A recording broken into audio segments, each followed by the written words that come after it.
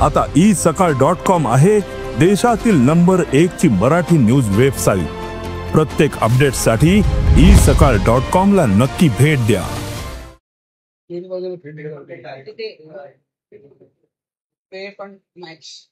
हा कारण तिकडे आघाडीसारखे उभे होते असे रांगेत सगळे. अच्छा, मग ते नाही आलं इथे, त्यांचे सगळे तुम्ही प्रतिनिधी आहात. सुरू करू.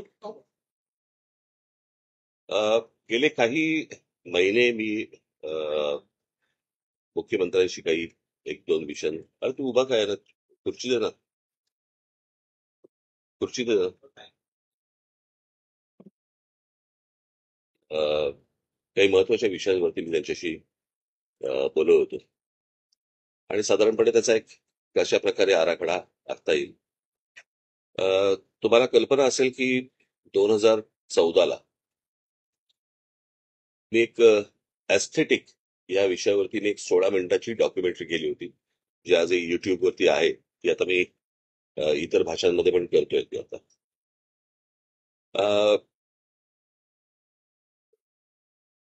टाउन प्लॅनिंग आणि या सगळ्या गोष्टी ह्या माझ्या तशा आवडीचे विषय.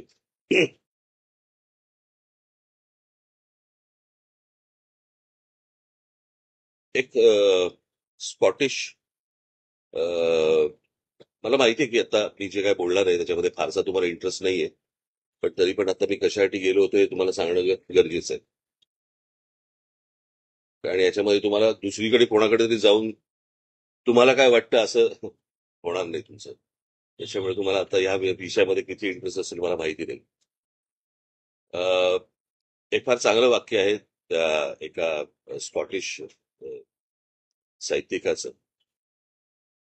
आणि त्याच्यानंतर ते बऱ्याच लोकांनी वापरलं. मला सुटेल लेनिनने वगैरे पण ते नंतर त्या गोष्टी यूज केल्या थोड्याशा वेगवेगळ्या पद्धतीने, की तुमच्याकडची लहान मुलं कोणती गाणी गातात सांगा, मी तुमच्या देशाचं भविष्य सांगतो, असं ते वाक्य होतं. मला थोडंसं ते बदलावं असं वाटतं, आणि ते बदललेलं वाक्य असं आहे की तुमच्याकडे ट्रॅफिकचा तुम्ही केऑस दाखवा किंवा तुमच्याकडची ट्रॅफिकची परिस्थिती दाखवा, मी तुम्हाला तुमच्या देशाचं भविष्य सांगतो. आज मुंबई ही जी शहर आहेत, खास करून मुंबई, ठाणा, पुणा, नाशिक, नागपूर, संभाजीनगर किंवा इतरही आपली अनेक शहरं जी उभी राहत आहेत, यातल्या बऱ्याचशा सगळ्या शहरांमध्ये आज खूप मोठ्या प्रमाणावरती रिडेव्हलपमेंटची कामं मोठ्या प्रमाणावरती उभी राहत आहेत आणि सरसकट सर्रास सगळ्या ठिकाणी ह्या गोष्टी होत आहेत. त्याच्यामध्ये प्रचंड मोठ्या प्रमाणावरती अनधिकृत गोष्टी पण होत आहेत. आज जिकडे 50 माणसं राहत होती त्या ठिकाणी 500 माणसं राहायला आली आहेत एका जागेत. माणसं वाढली आहेत, त्यांच्या गाड्या वाढल्या आहेत, ट्रॅफिक वाढलाय, आणि ते सगळ्या गोष्टी रस्त्यावरती आल्या. म्हणजे साधारणपणे 26 जुलैला जो पाऊस पडला होता तो साधारणपणे काहीतरी चुकत नसेल तर काहीतरी 900 इंच वगैरे काहीतरी पाऊस एका दिवसात पडला होता. परवाचा पाऊस साधारणपणे 400 इंच वगैरे पडला, बरोबर ना?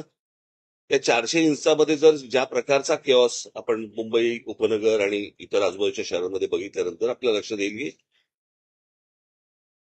रस्ते कमी आहेत, ट्रॅफिकला शिस्त नाही, कोणी कुठेही गाड्या पार्क करतायत, काहीही चालू आहे. आणि अशा परिस्थितीमध्ये याचं जर उत्तर आता सापडलं नाही किंवा याच्यावरती जर समजा आता काम नाही केलं राज्य सरकारने, काय झालंय, आपण कबुतरं, हत्ती आणि इतर गोष्टींमध्ये आपण इतके अडकलोय की या ज्या मूलभूत समस्या ज्या आहेत याच्याकडे कोणाचंच लक्ष नाही. म्हणजे लोकांना गाड्या पार्क करण्यासाठी म्हणून ज्या पार्किंग लॉट जे उभे करायला पाहिजेत सरकारकडनं किंवा महानगरपालिकेकडनं, काही केलेत नॅशनलला मागणे, पण लोक तिकडे जात नाही. मला असं वाटतं की या ठिकाणी लोकांनी गाड्या पार्क करणं, जिथे पार्किंग नसेल तिकडे, आणि या प्रकारची एक शिस्त लावणं गरजेचं आहे. अनेक ठिकाणी ज्या बाहेरच्या राज्यांमधनं लोक आलेत, बाहेरच्या प्रदेशामधनं लोक आलेत, जे आज ओला आणि इतर टॅक्स्या आणि रिक्षा आणि सगळ्या गाड्या चालवत आहेत, त्यांना माहितीच नाहीये या शहरांमध्ये काय प्रकारची सिस्टीम असली पाहिजे, कुठे गाड्या पार्क केल्या पाहिजे, कुठे लावल्या पाहिजे, डबल पार्किंग करत असतात, नो पार्किंग मध्ये लावत असतात, कुठेही लावत असतात. आणि त्या दृष्टिकोनातनं मी एक छोटासा आराखडा आज मी मुख्यमंत्र्यांना दिला. त्या प्रकारे आता तिथे मुंबई पोलीस कमिशनर, त्याच्यानंतर मला असं वाटतं ट्रॅफिकचे जॉईंट सीपी कुंभारे साहेब, अशा सगळ्या लोकांना तिकडे बोलवलं होतं आणि तिथे ती बैठक झाली आणि मी काही नमुने त्यांना आपण आवाज येणार नाही.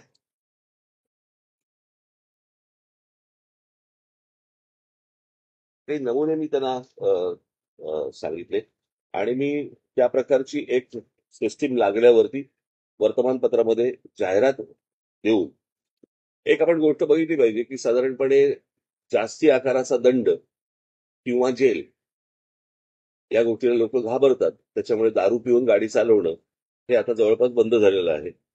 बरोबर. आता काही गोष्टींची शिस्त लावण्यासाठी म्हणून काही तुम्हाला उपाययोजना कराव्या लागतात. मला असं वाटतं ती गोष्ट ट्रॅफिकसाठी पण होणं गरजेचं आहे. अनेकदा आपल्याकडे नो पार्किंगचे बोर्ड लावलेले असतात, कोणी वाचत नाही, कोणी पाहत नाही, काही नाही. आणि त्याच्यातला एक सोपा मार्ग म्हणून मी काही गोष्टी आता मुख्यमंत्र्यांकडे पण दिल्या, सीपींकडे पण दिल्या, जॉईंट सीपींकडे पण दिल्या आणि त्याच्यावरती आता वर्किंग ते करून पुढच्या काही दिवसांमध्ये साधारणपणे एक मोठे एक मी 2014ला मी सांगितलं होतं की छोटी छोटी जी मैदान आहेत त्या मैदानांच्या खाली तुम्ही साधारणपणे 500 गाड्या, 800 गाड्या, 1000 गाड्यांचं पार्किंग होऊ शकतं. आणि त्या प्रकारची टेक्नॉलॉजी जगभर आहे. मैदानं जाणार नाही, ती पार्किंग झाल्यावरती मैदानं तशीच्या तशी इंटॅक्ट राहतील. मुलांना खेळण्यासाठीची जी मैदानं आहेत ती मैदानं कुठेच जाणार नाही. सो अशा प्रकारच्या अनेक अरेंजमेंट्स, अशा प्रकारच्या अनेक गोष्टी आपल्याला करता येण्यासारख्या आहेत. त्यातली पहिली गोष्ट मी त्यांना सांगितलं होतं की पार्किंग आणि नो पार्किंग याच्यासाठी जे फुटपाथ आहे त्या फुटपाथनं आपले काही रंग असले पाहिजेत. याच्यावरती म्हणून मी तुम्हाला एक जस्ट अशा प्रकारचा हा नो पार्किंग रेड आणि ब्लॅक म्हणजे तुम्हाला साधारणपणे अंदाज येईल. हा साधारणपणे मी आता इथलेच फक्त फोटो काढून मी जस्ट मला दाखवले. या प्रकारचे इथे गाड्या पार्क करायच्या नाहीत आणि केल्या तर काय प्रकारचं त्यांना शासन होऊ शकतं किंवा काय प्रकारचा त्यांना दंड आकारला जाऊ शकतो यावरती आता मला असं वाटतं राज्य सरकार त्याच्यावरती काम करतंय. त्याचे जनरल त्यांना आखण्यासाठी म्हणून कुठे कुठे पार्किंग असू नये, म्हणजे मुंबईचा मॅप घेता किंवा ठाण्याचा मॅप घेता, पुण्याचा घेता, हे त्यांना सोपं करावं म्हणून. आणि कशा प्रकारची जाहिरात वर्तमानपत्रामध्ये केली पाहिजे आणि मग त्याच्या खाली साधारणपणे काय आकारातला दंड आकारले जातील आणि काय वगैरे, तर ह्या प्रकारचं साधारणपणे मी त्यांना एक आता प्रेझेंटेशन हे दिलं. आणि मला असं वाटतं की ह्याच्यातनं किमान आता थोडी बहुत शिस्त लागायला तरी सुरुवात होईल आणि अनेकांना कळेल की कुठे गाड्या पार्क. आज 2 चाकी वाहनं जी आहेत त्या 2 चाकी वाहनं आज ट्रॅफिक सिग्नल पाळत नाही. मला अनेक मुंबईकर असे असतील की ज्यांना 100% माहिती आहे की ही गोष्ट की रात्री साधारणपणे 12 वाजता जरी सिग्नल चालू असेल तरी गाड्या थांबायच्या. आता दुपारी 12 वाजता पण थांबत नाही. आणि ही या प्रकारची बेशिस्ती की कायद्याला न जुमानणं आणि कायदा जरी तुम्ही केलात तरी आम्ही आमच्या पद्धतीने वागणार, मला असं वाटतं ह्याच्यातनं शहरं उभी नाही राहणार. आपण अजून वाईट गोष्टींकडे आपण जाऊ. अत्यंत विचित्र लेवलवरचा किऑस हा भविष्यामध्ये मला दिसतोय जर आता याच्यावरती जर काही उपाययोजना झाल्या नाहीत सरकारकडनं तर. कारण त्या प्रकारची बेशिस्ती ही अजून वेगवेगळ्या गोष्टींमध्ये येत जाणार आणि मग ते एकदा हाताबाहेर गेलं की कोणीच काही करू शकणार नाही. आज प्रत्येक एखादी कंपनी असते, एखादी शाळा असते, एखादं कॉलेज असते, प्रत्येक ठिकाणी काही नियम असतात. मला असं वाटतं शहरांचे पण नियम असतात आणि कशा प्रकारे तुम्ही गाड्या चालवल्या पाहिजेत, कुठे गाड्या पार्क केल्या पाहिजेत, कुठे लोकांना चालायला फुटपाथ नाहीयेत, फुटपाथवरती फेरीवाले बसलेले असतात, काही लिगल असतात आणि इलिगल असतात, त्यांचं काय करायचं. मला असं वाटतं की ह्याचा एक आराखडा या शहरांचा आखणं खूप आवश्यक आणि गरजेचं आहे आणि आत्ता त्याची अत्यंत नितांत गरज आहे. कारण ते जर समजा आता मी मगाशी सांगितल्याप्रमाणे जर हाताबाहेर आता गेलेलंच आहे, परंतु आता तरी आटोक्यात आणता येईल, पण याच्या पुढे अजून काही वर्षानंतर ते हाताबाहेर जाणार आणि ते तुम्हाला कोणालाही आवरता येणार नाही. आणि या गोष्टींसाठी म्हणून अत्यंत गंभीर अशी ही बैठक आता मी मुख्यमंत्र्यांबरोबर मी करून आलो आणि पुढच्या काही दिवसांमध्ये त्यांच्याकडनं काही रिझल्ट घ्यायला सुरुवात होतील अशी पार्किंग लॉटचं सांगितलं ना मी आता ते 3 एक पार्किंग लॉट्स आता एक मुंबई शहर मुंबई उपनगरामध्ये 2 अशाने सुरुवात करणार आहेत आणि मग त्याच्यानंतर त्याचं त्या गोष्टी वाढत जाणार आहेत आणि वाढवल्या जातील आणि कंपल्सरी तिकडे पार्किंग केलं जाईल.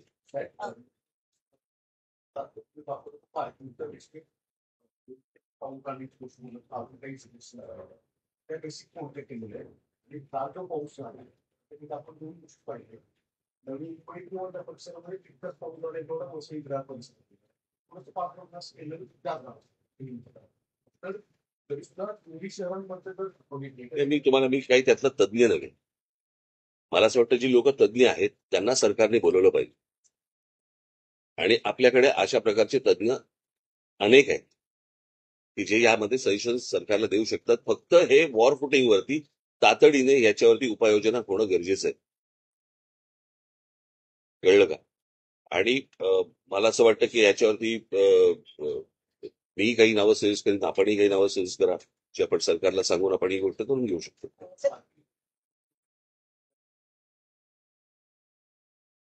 ते आता मला असं वाटतं हा विषय सगळ्यात गंभीर विषय आहे आणि तो म्हणजे ट्रॅफिकचा. कारण त्याच्यामुळेच सगळ्यात जास्ती किऑस आता गणपती येतील बरं का त्या सगळ्या गोष्टी सुरू होतील आणि बस चाललंय म्हणून चालवत राहायचं असं नाही होऊ शकत. काही वर्षांपूर्वी मुंबई महानगरपालिकेनं विशेषतः शहर परिसरामध्ये अनेक विकासकांना जागा या वेगळ्या एका सेक्शन खाली सार्वजनिक पार्किंग उपलब्ध करून देण्यासाठी दिलेल्या होत्या. त्या पार्किंग दर जे आहेत ते सर्वसामान्य बघा मी तुम्हाला एक सिंपल लॉजिक सांगतो की साधारणपणे आता जर समजा गाड्यांचे दर पाहिले तर पार्किंगचा दर परवडायला काही हरकत नसेल. तुम्ही जर गाड्यांचे आता सगळे दर बघा ना आता काय आहेत ते आणि साधारणपणे महिन्याला 2,000 आणि महिन्याला 1,500 आणि महिन्याला असे जर समजा 3,000 समजा असतील बरोबर आहे तुमची गाडी सेफ राहते. गाडी रस्त्यावरती त्रास देत नाही. सगळ्याच गोष्टी फुकट नाही मिळू शकत ना. मग जर समजा आपण तसं जर बघायला गेलं तर समजा आता एखाद्या भागाचं समजा आता आपण असं पकडूया की साधारणपणे दादर भागामध्ये स्क्वेअर फुटाचा भाव काय चालू आहे काय 70-80 हजार रुपये स्क्वेअर फूट चालू आहे ना. मग रस्त्यावरती जी गाडी तुम्ही पार्क करता तो किती स्क्वेअर फूट घेता ते स्क्वेअर फुटात मोजायचे का आता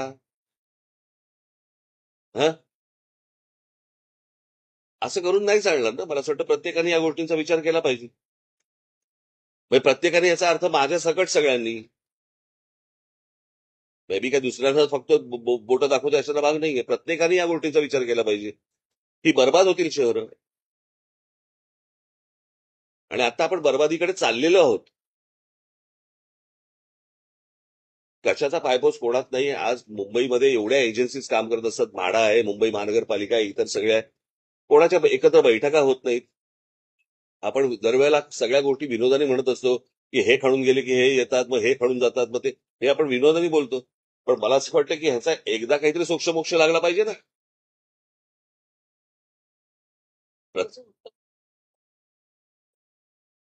तो काय झाला ती तिरकी झाली. बरं मी आता हे गेले अनेक वर्ष सांगतोय रोज या शहरांवरती माणसं आदळत आहेत. रस्ते मोठे होत नाहीयेत. इमारती वरती चाललेली आहेत. नाही मी आता त्या सीपींशी पण मी तेच बोलत होतो की आता हे तुमचा काय तो सी लिंकला तिथे त्या ब्रिज कॅन्डीच्या इकडे एक पार्किंगचा लॉट केला होता. तो काही प्रेशरने काढायला लावला.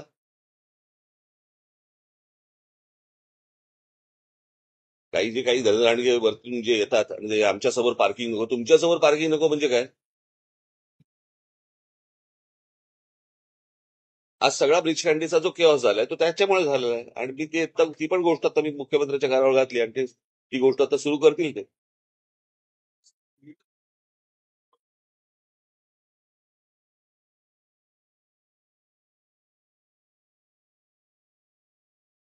नाही मी परत तुम्हाला तेच सांगतो ना म्हणजे ह्याचं कारण येणारी माणसं जी आदळतात त्याच्यामुळे ना.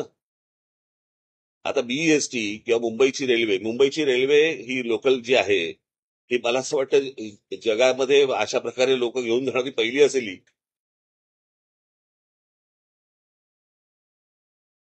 ज्या प्रकारे लोक रोज लोकलमधनं प्रवास करतात हे थक्क करणार आहे. त्याच्यातही तुम्ही रोज रेल्वे चालू आहे. पण मी मी माझा मूळ मुद्दा येतो की ही माणसं येणारी थांबवली पाहिजेत. तुम्हाला बाहेरच्या राज्यांमधली बाहेरची शहरं ही तुम्हाला डेव्हलप करावी लागतील. माणसं येणं थांबवणं गरजेचं आहे. त्याशिवाय हे प्रश्न सुटणार नाहीत. पण त्यातल्या त्यात आता मला असं वाटतं जेवढ्या गोष्टी आपल्याला हातात शक्य आहेत तेवढ्या तर गोष्टी केल्या पाहिजेत. मग मी दरवेळेला सांगत असतो की बाबा 4 प्रकारच्या जमिनी आहेत. एक आहे मुंबई महानगरपालिकेची, एक आहे राज्य सरकारची, एक आहे केंद्र सरकारची आणि एक आहे खासगी. या तिन्ही जागांच्या वरती झोपडपट्ट्या होतात. खासगीवरती गोदरेजची तशी तशी इंटॅक्ट लँड आहे. तर त्याला आईबाप आहे. आपल्याकडे कुंपणच शेत खात आहे.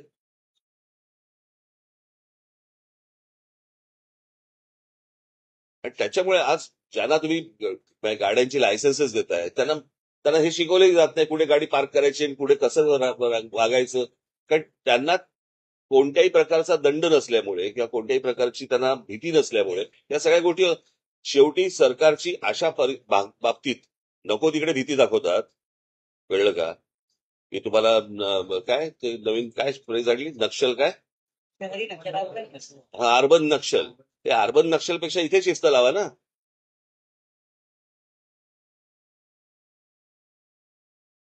इथे गरजेचे आहेत.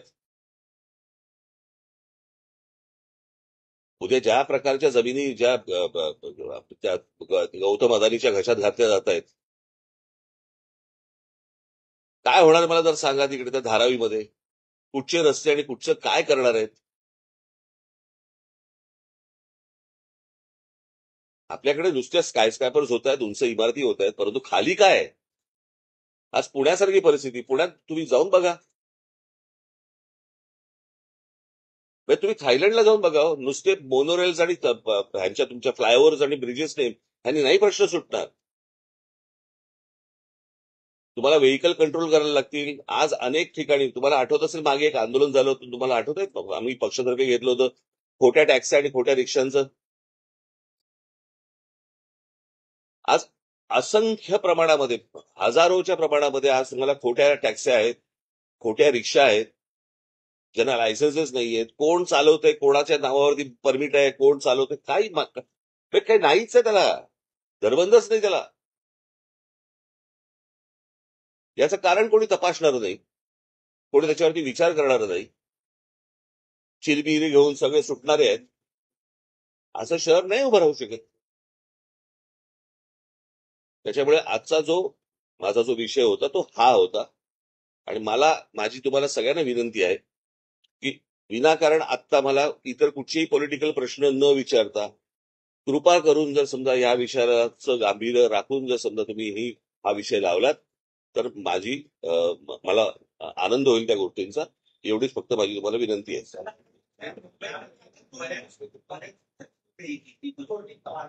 दो दिन की बरसात में मुंबई में हर तरफ सड़कों पर खड्डे ही खड्डे हैं. एक दिन में 442 पॉटहोल्स रिपोर्ट हुए हैं. कॉन्क्रीट करने का दावा किया गया लेकिन लोग खड्डों में गिर रहे हैं. एक देर भी हो गई पौड़ी में आज ही कई गोष्ट मिले. मी तुम्हाला एक गोष्ट सांगू का. रस्ते बनवणे हा साधारणपणे धंदा आहे. बरोबर. धंदा कशा अर्थाने बोलतोय मी की टेंडर काढायची, रस्ते बांधायचे, ते खराब झालेच पाहिजेत. याच्यामध्ये सगळा जो नेक्सस आहे ना तो सगळा तसाच येतो की याच्यामध्ये ते खराब झाले पाहिजेत. खराब झाले की लगेच ते खड्डे बुजवायचं टेंडर निघतं आपल्याकडे. आपल्याकडे तो जो कोणी कॉन्ट्रॅक्टर असेल त्याला कुठच्याही प्रकारचं पनिशमेंट होत नाही. खड्डे बुजवायचं कॉन्ट्रॅक्ट निघतं, त्याच्यात करप्शन होतं. पुन्हा नवीन रस्ते बांधण्यासाठी परत नवीन टेंडर होतं. हे ज्या प्रकारचं जे चालू आहे गेली अनेक वर्ष सुरू आहे ना. या सगळ्या गोष्टींना लोक त्रासलेले आहेत. त्या खड्ड्यातनं जात आहेत, त्याच्यामध्ये अनेक लोक मृत्युमुखी पडतायत. परंतु जे करतायत त्यांनाच वारंवार निवडून दिलं जात आहे. आता त्यांना जर समजा पटत असेल की बाबा हे घ्यायला किती काही खड्ड्यात घाला नाही तर कशातही घाला, हे आपल्याला मतदान करणारच आहेत. हा जर विश्वास असेल तुम्हाला आयुष्यात चांगले रस्ते मिळू शकत नाहीत. करणाऱ्याच लोकांना जर समजा तुम्ही वारंवार निवडून देणार, कसे रस्ते आम्हाला चांगले मिळणार? त्यांना असं वाटतंय आम्ही जे करतोय ते बरोबर करतोय. त्याच्यामुळे 400 खड्ड्यांचं काय घेऊन बसलात तुम्ही? आणि हा विषय फक्त मुंबईचा नाही आहे, हा सर्व शहरांचा विषय आहे. फक्त काय आहे प्रॉब्लेम, जे बाहेरच्या राज्यांमधून येतात त्यांना महाराष्ट्रातले खड्डे दिसतात, फक्त त्यांची राज्य खड्ड्यात गेलेली दिसत नाही. सारखं चॅनलवरती आपलं दाखवायचं की मुंबईमध्ये काय झालंय आणि महाराष्ट्रामध्ये काय झालंय, बाकीच्या राज्यांमध्ये काय झालंय ते एकदा बघा. बरोबर बोलतोय ना मी?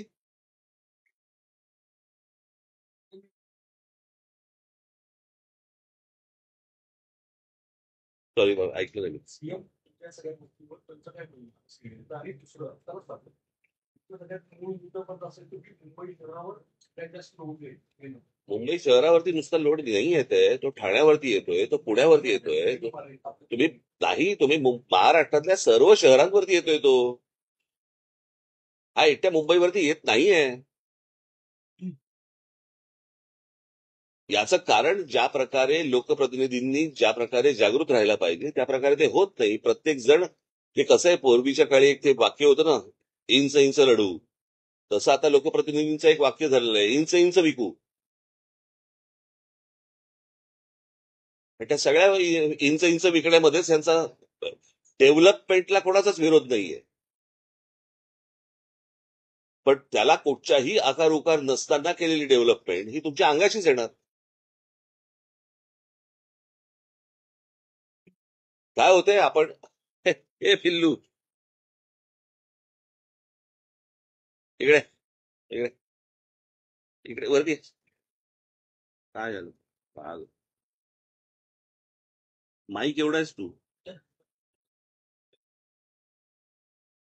काय झालं? काय ह्याचं नाव रायनो? काय नाही, राहू दे, राहू दे. बोलतानाच सुरुवात केली की इतके सगळे बोलताना सुरुवात केली म्हणजे बोलतानाच केला की इतके सगळे गंभीर विषय आता तरी कबुतराचा विषय वेगवेगळे हत्तीचा विषय सगळे काल अजून एका पत्रात खूप चर्चा होते की आता महाराष्ट्रात स्वराज्य जयंती साजरी व्हावी शासकीय याच्यानुसार अधिकृतनुसार हे सगळे विषय या सगळ्या विषय मागं पडतंय. दरवर्षी पाऊस, दरवर्षी तेच गोंधळ आणि इतक्या मोठ्या विषय म्हणजे हे विषय विषय मला तुम्हाला हेच सांगायचंय, जे तुम्ही करणार नाही आहात, कळलं का? हे विषय आले की दाखवू नका, वादच होणार नाहीत. ज्यांना वाद घडवायचे आहेत, जर समजा तुम्ही त्याला फारसं महत्व दिलं नाही, ते वाद होणारच नाहीत. हे जाणून बुजून केल्या जातात गोष्टी. मला एक गोष्ट कळली नाही, तुमच्या घरात जर समजा एक 4 उंदीर झाले तर त्याचं काय करता तुम्ही? बरोबर ना? नाही नाही, गणपतीचं वाहन आहे म्हणून ठेवतो का आपण? नाही ना. मग असे कोण जैन लोक आहेत की जे कबुतरावरती बसून फिरायला जातात? काय त्या कबुतरांचं? बरं, फक्त कबूतर मेली नाही पाहिजेत, माणसं मेली चालतात. तर एवढी आज रेल्वे खाली माणसं जात आहेत, इतर सगळी काय काय आपण त्याला खड्ड्यांमध्ये माणसं जात आहेत. माणसांपेक्षा कबुतर महत्वाचे आहेत.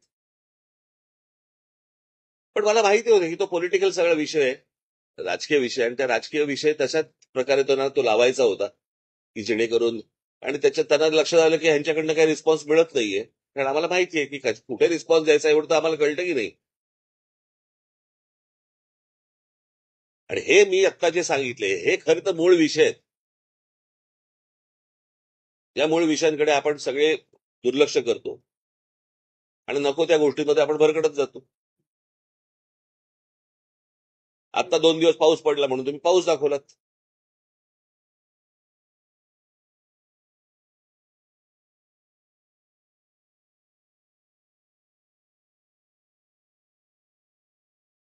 या सगळ्या सरकारने ना, इथे हा बंगला आहे माहिती आहे, इथे पांढरा बंगला आहे माहिती आहे, सेनापती बापटाच्या पुतळ्याच्या मागे.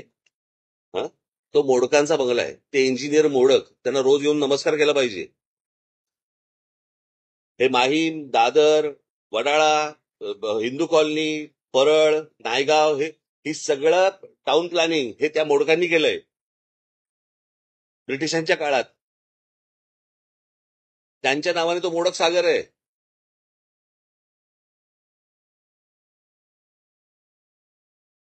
ह्या गोष्टी आपल्या समोर आहेत ना.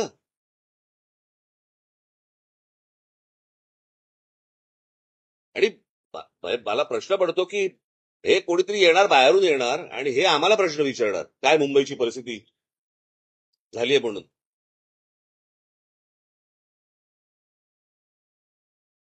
तो जो बाहेरून जो लोंढे येतात त्याच्यामुळे अनेक गोष्टी इथे उभ्या राहिल्या, अनेक प्रॉब्लेम्स इथे उभे राहिले. बरं, हे काय मुंबईचं नाही, हे कुठच्याही शहराचं होऊ शकतं. उद्या जर समजा तुम्ही कुठच्या दुसऱ्या राज्यांमध्ये गेलात आणि इतकी माणसं जर त्या राज्यामध्ये लखनौमध्ये गेली, आता मला तुम्ही सांगा त्या कुंभच्या वेळेला त्या काय ते प्रयागराज, त्याची लोकसंख्या किती आहे प्रयागराजची? काय किती असेल? 40 लाख. आता 40 लाख लोक राहतात तिकडे. कुंभसाठी जर समजा काही कोटी माणसं गेली तर त्याचं काय होईल?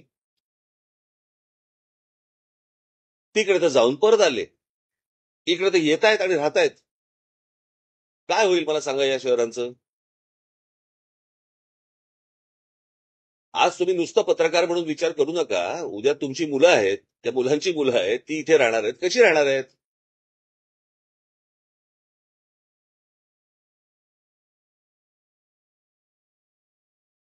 सांगितलं ना मी करणार म्हणून. हे मी पहिल्यांदाच मला असं वाटतं सुरुवात करतानाच सांगितली होती. काय सुरुवातीला बोलताना नाही पण दरवेळेस पाणी भरणार नाही मुंबईमध्ये. हे बाबा, हे प्रश्न तुम्ही आता कसं आहे, मी सगळ्या गोष्टींचा आता बोलायला नव्हतो गेलो. मी आता बेसिक विषय होता तो म्हणजे ट्रॅफिक आणि रिडेव्हलपमेंटमुळे होणारं वाहनांची रस्त्यावरती येणं. हा आता सगळ्यात मोठा गंभीर विषय आहे. अनेक गंभीर विषय आहेत, त्यातला हा एक गंभीर विषय आहे, तो मी आता बोलून आलो.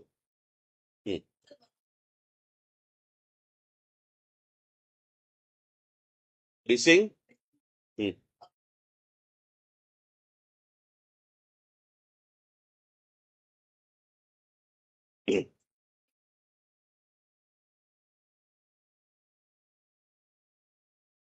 प्रश्न असा आहे ना की आपल्याकडे कायदे आहेत, बरोबर आहे. आपण लॉ अँड ऑर्डर म्हणतो ना. सो लॉ आहे, ऑर्डर नाहीये. आपल्याकडे कायदे आहेत, आपल्याकडे सगळ्या गोष्टी आहेत, परंतु या प्रकारची कोणतीही गोष्ट काय, मी तुम्हाला तेच सांगतो ना की हा विषय गंभीर महत्वाचा आहे. हेच मुळात राज्य सरकारमध्ये मान्य होत नाही ना. हे राज्य सरकार फक्त नाही म्हणत मी, अगोदरची सगळीच राज्य सरकार. तुम्ही कोणत्याही राज्यामधल्या राज्य सरकारमध्ये टाउन प्लॅनिंग असा विषयच येत नाही. आपल्याकडे डीपी बनतो पण टीपी नाही बनत.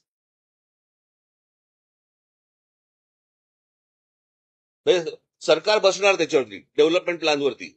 कशासाठी? कारण जमिनी विकता येतील, इथे हॉस्पिटल टाका, कोणाशी बोलून घ्या, इकडे अजून हे करा. पण टाउन प्लॅनिंग म्हणून जी गोष्ट असते, आता मी मगाशी माझा विषय अर्धवट राहिला पुण्याची परिस्थिती तर आता अशी आहे की पुणे साधारणपणे एखाद्या शहराची लोकसंख्या किती असते ना त्याच्याप्रमाणे साधारणपणे तिथे 15% रस्ते लागतात. आता पुणे शहराची परिस्थिती अशी आहे की तिकडे साधारणपणे 7 का 8% फक्त रस्ते आहेत. कारण रस्ते जुनेच आहेत. ह्या बाजूनी पुणे वाढतंय, पण पुण्यात जर समजा बघितलं तर रस्ते तेवढेच आहेत. त्या ठिकाणी आज मुंबईमध्ये रस्ते तेवढेच आहेत. त्या ठिकाणी जर समजा तुम्हाला इमारती येत गेल्या आणि 50च्या ठिकाणी 500 माणसं आली, कसं होणार मला जरा सांगा. आता माझी सीपी पण तेच बोलत होते. तुम्ही, मला असं वाटतं की मला तुम्ही सीपीना भेटा एकदा या विषयामध्ये. ते म्हणाले की तिकडे आता जे हे काय तुमचं झालं ना फिनिक्स आणि ते सगळं काय, कोण तो अजून कोण, इंडिया बुल्स वगैरे, त्या लोकांना सांगितलं होतं की तुम्ही इमारती आतमध्ये घ्या, रस्ता वाढवता येईल वगैरे. काही नाही, लक्षच नाही. आणि संध्याकाळी म्हणे तिथे त्या रस्त्यावरती अचानक 6,000-8,000 हजार गाड्या बाहेर पडतात. महाराष्ट्रातील सर्व बातम्यांचे विश्वासार्ह व्यासपीठ सकाळच्या सर्व सोशल मीडिया प्लॅटफॉर्मला लाईक, फॉलो आणि सबस्क्राईब करा. तसंच सर्व नोटिफिकेशनसाठी बेल आयकॉन प्रेस करायला विसरू नका.